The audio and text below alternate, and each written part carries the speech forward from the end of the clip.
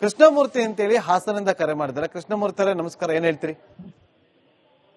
Hello, ಹೇಳಿ ಹೇಳಿ, ಏನ್ ಹೇಳ್ತೀರಿ ಸರ್? ಏನ್ ಹೇಳೋದು ಸರ್, ಭಯ ಆಗ್ತಾ ಇದೆ. ನಾವು ದೊಡ್ಡವರಾದ್ರೂ ಇನ್ನು ಮಕ್ಕಳಿಗೆ ಆತರ ಮಾಡ್ತಾ ಇದ್ದೇವೆ.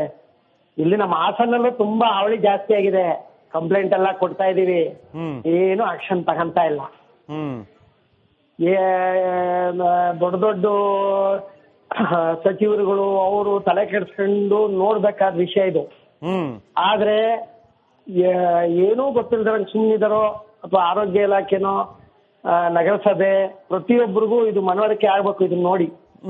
ಇಲ್ಲಾಂದ್ರೆ ಮುಂದೊಂದಿನ ಭಾರಿ ತೊಂದರೆ ಆಗೋ ಚಾನ್ಸಸ್ ಇದೆ. ಮಕ್ಕಳುಗಳಿಗೆ, ವಯಸ್ಸಾದವ್ರಿಗೆ, ನಮ್ಗೆ ನೋಡಕ್ಕೆ ಭಯ ಆಯ್ತಾ ಇದೆ. ಪಾಪ ಇಷ್ಟು ಅನುಭವಿಸಿರ್ಬೇಕು. ತುಂಬಾ ಕೆಟ್ಟು ಇದು ಇದು ನಾಯಿಗಳಿಂದ ತುಂಬಾ ಇದಾಗ್ತಾ ಇದೆ. ನಾಯಿ ಪ್ರಿಯರು ಹೇಳ್ಬೋದು ನೀವ್ ಹೇಳ್ದಂಗೆ, ಬಟ್ ನಾಯಿ ಪ್ರಿಯರು ಅವರು ಯೋಚನೆ ಮಾಡ್ಬೇಕು. ಯಾಕೆಂದ್ರೆ ಈ ತರ ಎಲ್ಲ ಅವ್ರಿಗೆ ನಾಯಿಗಳಿಗೆ ತೊಂದರೆ ಕೊಡು, ಊಟ ಹಾಕಿ ಅದಕ್ಕೆ ಅಂತ ಏನೋ ಮಾಡ್ತಾ ಇದಾರೆ ಗೌರ್ಮೆಂಟ್ ಇಂದ. ಆದ್ರೆ ಇದು ತುಂಬಾ ಎಲ್ಲಾ ಕಡೆ ಅನ್ಯಾಯ ಆಗುತ್ತೆ. ಅದನ್ನ ಬೇಕಾದ್ರೆ ಒಂದ್ ಕಡೆ ಕೂಡಿಟ್ಟು ಅದಕ್ಕೆ ಬೇಕಾದ್ರೆ ಹಾಕಿ. ಓಕೆ, ಥ್ಯಾಂಕ್ ಯು ಕೃಷ್ಣಮೂರ್ತಿ ಅವರೇ, ನಿಮ್ಮ ಅಭಿಪ್ರಾಯವನ್ನ ನಮ್ಮೊಂದಿಗೆ ಹಂಚ್ಕೊಂಡಿದ್ರಿ. ಮತ್ತೊಂದು ಕಡೆಯಿಂದ ಮತ್ತೊಬ್ರು ಕರೆಯಲ್ಲಿದ್ದಾರೆ, ತುಮಕೂರಿಂದ ರೇವಣ್ಣ ಅಂತೇಳಿ. ರೇವಣ್ಣ ಅವರೇ ನಮಸ್ಕಾರ, ಏನ್ ಹೇಳ್ತೀರಿ? ನಮಸ್ತೆ ಸರ್. ಸರ್, ಈಗ ಪ್ರಾಣಿದಯ ಸಂಘರು ಏನ್ ಮಾಡ್ತಿದ್ದಾರೆ, ಬಡಿ ಸಾಯ್ಬೇಡಿ ಅಂತಾರೆ. ಅದೇ ಪ್ರಾಣಿದಯ ಸಂಘದ ಸಂಪೂರ್ಣ ಜವಾಬ್ದಾರಿ ತಗೊಂಡ್ಬಿಡ್ಲಿ. ಆ ಜವಾಬ್ದಾರಿ ತಗೊಳಕ್ಕಾಗಲ್ವ ಸರ್ಕಾರ ಗುಂಡಿಗೆ ಕೊಂಡ್ಬಿಡ್ಲಿ. ನಮಗೆ ಇದರ ಒಂದೊಂದು ಮಕ್ಳು ಇವತ್ತು ಆಚೆ ಕಡೆ ಬೀದಿ ಕೆಲ್ಸಕ್ಕೆ ಆಗ್ತಾ ಇಲ್ಲ ಅಂತ ಪರಿಸ್ಥಿತಿ ನಿರ್ಮಾಣ ಆಗಿದೆ ಈಗ. ಮೊದಲು ಇಲ್ಲ ಪ್ರಾಣಿ ವ್ಯವಸಾಯ ದಯಾ ಸಂಘ ಏನಿದೆ ಅವ್ರ ಜವಾಬ್ದಾರಿ ಬರ್ಲಿ ಅಂತ ಕೇಳ್ತೀನಿ ಸರ್. ಅಷ್ಟೇ ಸರ್. ಥ್ಯಾಂಕ್ ಯು ರೇವಣ್ಣ ಅವರೇ. ನೋಡಿ, ಒಬ್ಬೊಬ್ರು ತಮ್ಮ ತಮ್ಮ ಅಭಿಪ್ರಾಯವನ್ನ ವ್ಯಕ್ತಪಡಿಸ್ತಾ ಇದ್ದಾರೆ. ನಾವು ಹೇಳೋದಿಷ್ಟೇ, ಕೆಲವರು ಗುಂಡಿಕ್ಕೆ ಸಾಯಿಸಿ ಅಂತಾರೆ, ನಾವು ಅದನ್ನ ಹೇಳೋದಿಲ್ಲ.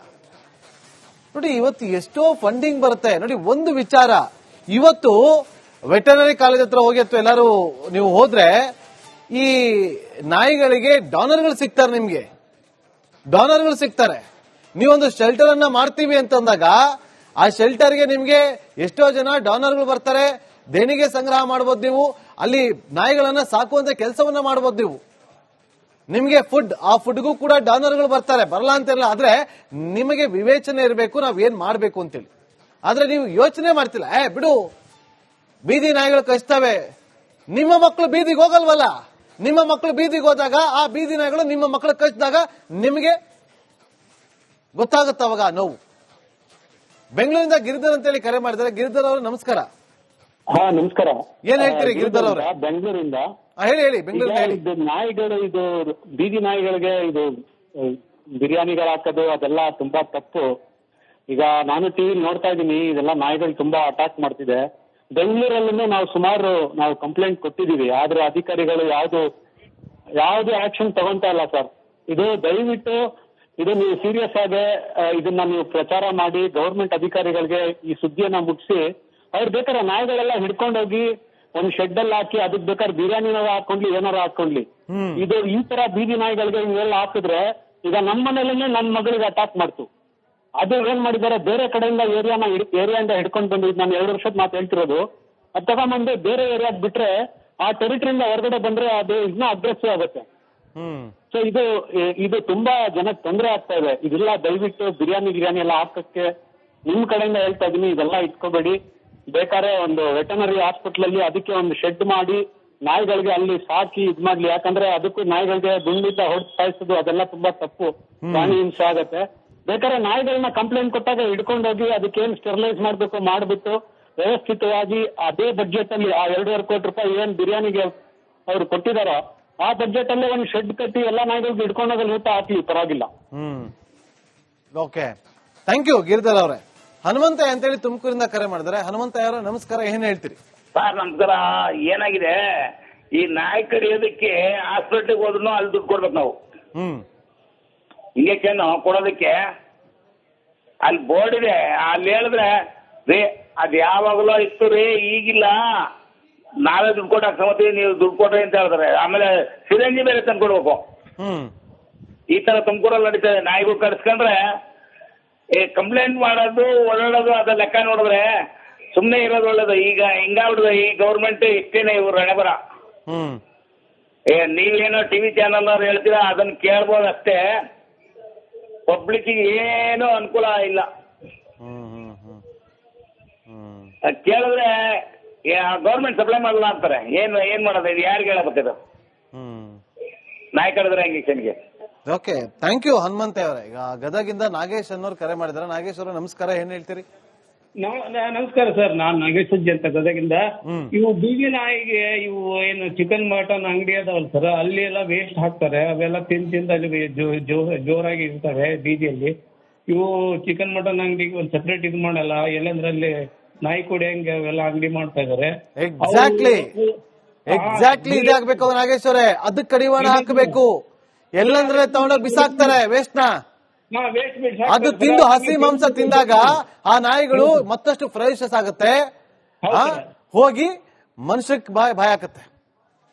ಇದಕ್ಕೆ ಯಾರು ಹಾಕ್ತಾರಲ್ಲ ಅವ್ರನ್ನ ಜೈಲಿಗೆ ಹಾಕ್ಬೇಕು ಫಸ್ಟ್. ನಾಗೇಶ್ ಅವರೇ, ಕರೆಕ್ಟ್ ಅಲ್ವಾ? ಥ್ಯಾಂಕ್ ಯು ನಾಗೇಶ್ ಅವರೇ ಮಾತಾಡಿದಕ್ಕೆ ನಮ್ಮೊಂದಿಗೆ. ನೋಡಿ, ಇವತ್ತು ಬೀದಿ ನಾಯಿಗಳ ಹಾವಳಿಯನ್ನ ಕಡಿಮೆ ಮಾಡಬೇಕು ಅಂತಂದ್ರೆ ಒಂದು ಉಪಾಯ ಮಾಡಿ. ನಾವು ಕೂಡ ಅದನ್ನ ಕೊಲ್ಬೇಡಿ ಅಂತ ಹೇಳೋದಿಲ್ಲ, ಆದ್ರೆ ಮಕ್ಕಳು, ವೃದ್ಧರು, ಪ್ರತಿಯೊಬ್ರು ಇಂಥವ್ರಂತಲ್ಲ ಎಲ್ಲರ ಮೇಲೂ ಅಟ್ಯಾಕ್ ಮಾಡುತ್ತೆ. ಬೈಕಲ್ಲಿ ಹೋಗ್ಬೇಕಾದ್ರೆ ಅಟ್ಯಾಕ್ ಮಾಡುತ್ತೆ. ಯಾರು ಹೇಳ್ತಾರೆ, ಯಾರು ಕೇಳ್ತಾರೆ? ಬೈಕವನ್ನ ನಾಯಿ ಕಡೆ ಗಮನ ಕೊಡೋದಕ್ಕೆ ಹೋಗಿ ಮುಂದೆ ಮರಕ್ಕೆ ಹೋಗುದ್ದಿ, ಕಂಬಕ್ಕೆ ಹೋಗುದ್ದಿ. ಎಷ್ಟೋ ಜನಕ್ಕೆ ಬ್ರೈನ್ ಡ್ಯಾಮೇಜ್ ಆಗಿದ್ರಿ, ಬ್ರೈನ್ ಡೆಡ್ ಆಗಿದೆ ಎಷ್ಟೋ ಜನಕ್ಕೆ. ಎಚ್ಚೆತ್ಕೊಂಡು ಸ್ವಲ್ಪ ಗಮನ ಕೊಡಿ ಅಂತ ನಾವು ಕೂಡ ನಿಮ್ಮಲ್ಲಿ ಮನವಿ ಮಾಡ್ಕೊಳ್ತಾ ಇದೀವಿ. ಯಾರೆಲ್ಲ ಈ ಕಾರ್ಯಕ್ರಮವನ್ನ ನೋಡ್ತಾ ಇದ್ದೀರಿ, ಅಧಿಕಾರಿಗಳು, ಸರ್ಕಾರದ ನಾಯಕರು, ರಾಜಕಾರಣಿಗಳು, ಮಂತ್ರಿಗಳು ನೋಡ್ತಾ ಇದ್ರೆ ಏನಾದ್ರೂ ಒಂದು ಕಡಿವಾಣ ಹಾಕುವಂತ ಕೆಲಸವನ್ನ ಮಾಡಿ. ಇಲ್ಲದೆ ಇದ್ರೆ ನಾಳೆ ನಿಮ್ಮನೆ ಬಾಗಿಲು ಕೂಡ ಬಂದು ನಿಮ್ಮನೆ ಮಕ್ಕಳು ಕೂಡ ಕಚ್ಚುತ್ತೆ ಅನ್ನೋದ್ರಲ್ಲಿ ಯಾವುದೇ ಅನುಮಾನವಿಲ್ಲ. ಇದಾಗಿತ್ತು ಈವರೆಗಿನ ಪ್ರಮುಖ ಸುದ್ದಿ. ನೋಡ್ತಾ ಇರಿ ರಿಪಬ್ಲಿಕ್ ಕನ್ನಡ, ಇದು ನಿಮ್ಮ ಧ್ವನಿ. ಕೃಷ್ಣಮೂರ್ತಿ ಅಂತೇಳಿ ಹಾಸನದಿಂದ ಕರೆ ಮಾಡಿದ್ದಾರೆ. ಕೃಷ್ಣಮೂರ್ತಿ ಅವರೇ ನಮಸ್ಕಾರ, ಏನ್ ಹೇಳ್ತೀರಿ? ಹಲೋ, ಹೇಳಿ ಹೇಳಿ, ಏನ್ ಹೇಳ್ತೀರಿ? ಸರ್ ಏನ್ ಹೇಳೋದು ಸರ್, ಭಯ ಆಗ್ತಾ ಇದೆ. ನಾವು ದೊಡ್ಡವರಾದ್ರೂ ಇನ್ನು ಮಕ್ಕಳಿಗೆ ಆ ತರ ಮಾಡ್ತಾ ಇದ್ದೇವೆ. ಇಲ್ಲಿ ನಮ್ಮ ಹಾಸನಲ್ಲೂ ತುಂಬಾ ಹಾವಳಿ ಜಾಸ್ತಿ ಆಗಿದೆ. ಕಂಪ್ಲೇಂಟ್ ಎಲ್ಲ ಕೊಡ್ತಾ ಇದೀವಿ, ಏನು ಆಕ್ಷನ್ ತಗೊಂತಾ ಇಲ್ಲ. ದೊಡ್ಡ ದೊಡ್ಡ ಸಚಿವರುಗಳು ಅವರು ತಲೆ ಕೆಡಿಸ್ಕೊಂಡು ನೋಡ್ಬೇಕಾದ ವಿಷಯ ಇದು. ಆದ್ರೆ ಏನೂ ಗೊತ್ತಿಲ್ದಂಗೆ ಸುಮ್ಮನಿದಾರೋ ಅಥವಾ ಆರೋಗ್ಯ ಇಲಾಖೆನೋ ನಗರಸಭೆ ಪ್ರತಿಯೊಬ್ಬರಿಗೂ ಇದು ಮನವರಿಕೆ ಆಗ್ಬೇಕು ಇದನ್ನ ನೋಡಿ. ಇಲ್ಲಾಂದ್ರೆ ಮುಂದೊಂದಿನ ಭಾರಿ ತೊಂದರೆ ಆಗೋ ಚಾನ್ಸಸ್ ಇದೆ. ಮಕ್ಕಳುಗಳಿಗೆ, ವಯಸ್ಸಾದವ್ರಿಗೆ. ನಮ್ಗೆ ನೋಡಕ್ಕೆ ಭಯ ಆಯ್ತಾ ಇದೆ. ಪಾಪ ಇಷ್ಟು ಅನುಭವಿಸಿರ್ಬೇಕು. ತುಂಬಾ ಕೆಟ್ಟು ಇದು ಇದು ನಾಯಿಗಳಿಂದ ತುಂಬಾ ಇದಾಗ್ತಾ ಇದೆ. ನಾಯಿ ಪ್ರಿಯರು ಹೇಳ್ಬೋದು ನೀವು ಹೇಳ್ದಂಗೆ, ಬಟ್ ನಾಯಿ ಪ್ರಿಯರು ಅವರು ಯೋಚನೆ ಮಾಡ್ಬೇಕು. ಯಾಕೆಂದ್ರೆ ಈ ತರ ಎಲ್ಲ ಅವ್ರಿಗೆ ನಾಯಿಗಳಿಗೆ ತೊಂದರೆ ಕೊಡು, ಊಟ ಹಾಕಿ ಅದಕ್ಕೆ ಅಂತ ಏನೋ ಮಾಡ್ತಾ ಇದಾರೆ ಗೌರ್ಮೆಂಟ್ ಇಂದ. ಆದ್ರೆ ಇದು ತುಂಬಾ ಎಲ್ಲಾ ಕಡೆ ಅನ್ಯಾಯ ಆಗುತ್ತೆ. ಅದನ್ನ ಬೇಕಾದ್ರೆ ಒಂದ್ ಕಡೆ ಕೂಡಿಟ್ಟು ಅದಕ್ಕೆ ಬೇಕಾದ್ರೆ ಹಾಕಿ. ಓಕೆ, ಥ್ಯಾಂಕ್ ಯು ಕೃಷ್ಣಮೂರ್ತಿ ಅವರೇ. ನಿಮ್ಮ ಅಭಿಪ್ರಾಯವನ್ನ ನಮ್ಮೊಂದಿಗೆ ಹಂಚ್ಕೊಂಡಿದ್ದೀರಿ. ಮತ್ತೊಂದು ಕಡೆಯಿಂದ ಮತ್ತೊಬ್ರು ಕರೆಯಲ್ಲಿದ್ದಾರೆ, ತುಮಕೂರಿಂದ ರೇವಣ್ಣ ಅಂತೇಳಿ. ರೇವಣ್ಣ ಅವರೇ ನಮಸ್ಕಾರ, ಏನ್ ಹೇಳ್ತೀರಿ? ನಮಸ್ತೆ ಸರ್. ಸರ್, ಈಗ ಪ್ರಾಣಿದಯ ಸಂಘರು ಏನ್ ಮಾಡ್ತಿದ್ದಾರೆ, ಬಡಿ ಸಾಯಿಸ್ಬೇಡಿ ಅಂತಾರೆ. ಅದೇ ಪ್ರಾಣಿದಯ ಸಂಘದ ಸಂಪೂರ್ಣ ಜವಾಬ್ದಾರಿ ತಗೊಂಡ್ಬಿಡ್ಲಿ. ಆ ಜವಾಬ್ದಾರಿ ತಗೊಳಕ್ಕಾಗಲ್ವ ಸರ್ಕಾರ ಗುಂಡಿ ಕೊಂಡ್ಬಿಡ್ಲಿ. ನಮಗೆ ಇದರ ಒಂದೊಂದು ಮಕ್ಳು ಇವತ್ತು ಆಚೆ ಕಡೆ ಬೀದಿ ಕೆಲ್ಸಕ್ಕೆ ಆಗ್ತಾ ಇಲ್ಲ ಅಂತ ಪರಿಸ್ಥಿತಿ ನಿರ್ಮಾಣ ಆಗಿದೆ ಈಗ. ಮೊದಲು ಇಲ್ಲ ಪ್ರಾಣಿ ವ್ಯವಸಾಯ ದಯಾ ಸಂಘ ಏನಿದೆ ಅವ್ರ ಜವಾಬ್ದಾರಿ ಬರ್ಲಿ ಅಂತ ಕೇಳ್ತೀನಿ ಸರ್. ಅಷ್ಟೇ ಸರ್. ಥ್ಯಾಂಕ್ ಯು ರೇವಣ್ಣ ಅವರೇ. ನೋಡಿ, ಒಬ್ಬೊಬ್ರು ತಮ್ಮ ತಮ್ಮ ಅಭಿಪ್ರಾಯವನ್ನ ವ್ಯಕ್ತಪಡಿಸ್ತಾ ಇದ್ದಾರೆ. ನಾವು ಹೇಳೋದಿಷ್ಟೇ, ಕೆಲವರು ಗುಂಡಿಕ್ಕಿ ಸಾಯಿಸಿ ಅಂತಾರೆ, ನಾವು ಅದನ್ನ ಹೇಳೋದಿಲ್ಲ. ನೋಡಿ ಇವತ್ತು ಎಷ್ಟೋ ಫಂಡಿಂಗ್ ಬರುತ್ತೆ ನೋಡಿ. ಒಂದು ವಿಚಾರ, ಇವತ್ತು ವೆಟರ್ನರಿ ಕಾಲೇಜ್ ಹತ್ರ ಹೋಗಿ ಅಥವಾ ಎಲ್ಲರೂ ನೀವು ಹೋದ್ರೆ ಈ ನಾಯಿಗಳಿಗೆ ಡಾನರ್ಗಳು ಸಿಗ್ತಾರೆ. ನಿಮ್ಗೆ ಡಾನರ್ಗಳು ಸಿಗ್ತಾರೆ. ನೀವೊಂದು ಶೆಲ್ಟರ್ ಅನ್ನ ಮಾಡ್ತೀವಿ ಅಂತಂದಾಗ ಆ ಶೆಲ್ಟರ್ಗೆ ನಿಮ್ಗೆ ಎಷ್ಟೋ ಜನ ಡಾನರ್ಗಳು ಬರ್ತಾರೆ. ದೇಣಿಗೆ ಸಂಗ್ರಹ ಮಾಡಬಹುದು. ನೀವು ಅಲ್ಲಿ ನಾಯಿಗಳನ್ನ ಸಾಕುವಂತ ಕೆಲಸವನ್ನ ಮಾಡಬಹುದು. ನೀವು ನಿಮ್ಗೆ ಫುಡ್, ಆ ಫುಡ್ಗೂ ಕೂಡ ಡಾನರ್ಗಳು ಬರ್ತಾರೆ, ಬರಲ್ಲ ಅಂತಿರಲ್ಲ. ಆದ್ರೆ ನಿಮಗೆ ವಿವೇಚನೆ ಇರಬೇಕು, ನಾವ್ ಏನ್ ಮಾಡ್ಬೇಕು ಅಂತೇಳಿ. ಆದ್ರೆ ನೀವು ಯೋಚನೆ ಮಾಡ್ತಿಲ್ಲ. ಬಿಡು, ಬೀದಿ ನಾಯಿಗಳು ಕಚ್ತವೆ, ನಿಮ್ಮ ಮಕ್ಕಳು ಬೀದಿಗೆ ಹೋಗಲ್ವಲ್ಲ. ನಿಮ್ಮ ಮಕ್ಕಳು ಬೀದಿಗೆ ಹೋದಾಗ ಆ ಬೀದಿ ನಾಯಿಗಳು ನಿಮ್ಮ ಮಕ್ಕಳು ಕಚ್ಚಿದಾಗ ನಿಮಗೆ ಗೊತ್ತಾಗುತ್ತೆ ಅವಾಗ ನೋವು.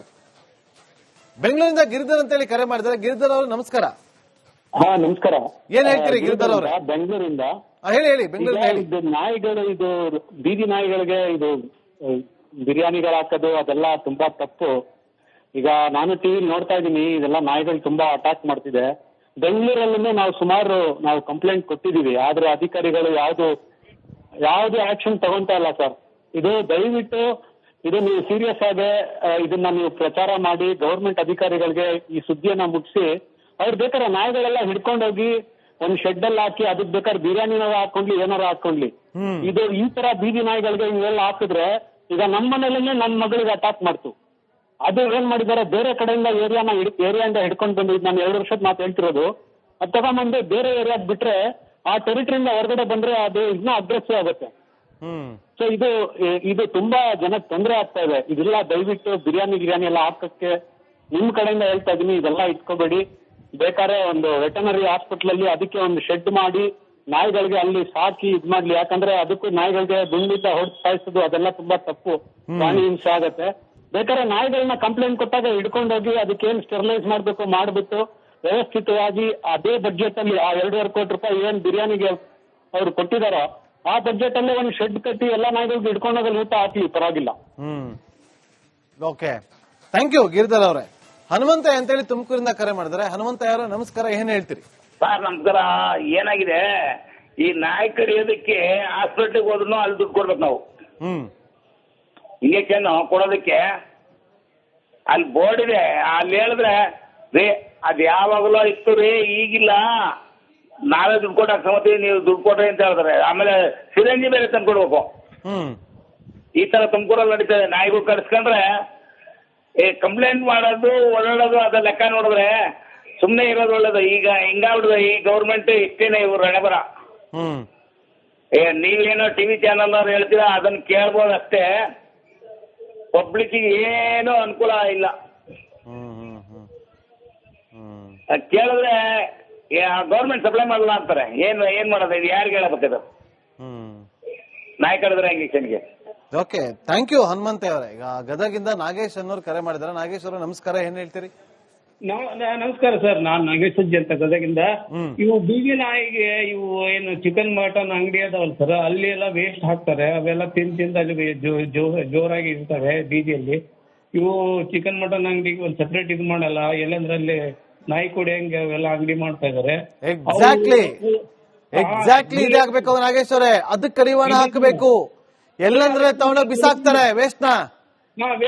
ಅದು ತಿಂದು ಹಸಿ ಮಾಂಸ ತಿಂದಾಗ ಆ ನಾಯಿಗಳು ಮತ್ತಷ್ಟು ಫ್ರೆಶಸ್ ಆಗುತ್ತೆ, ಹೋಗಿ ಮನುಷ್ಯಕ್ಕೆ ಭಯ ಆಗುತ್ತೆ. ಇದಕ್ಕೆ ಯಾರು ಹಾಕ್ತಾರಲ್ಲ ಅವ್ರನ್ನ ಜೈಲಿಗೆ ಹಾಕ್ಬೇಕು ಫಸ್ಟ್.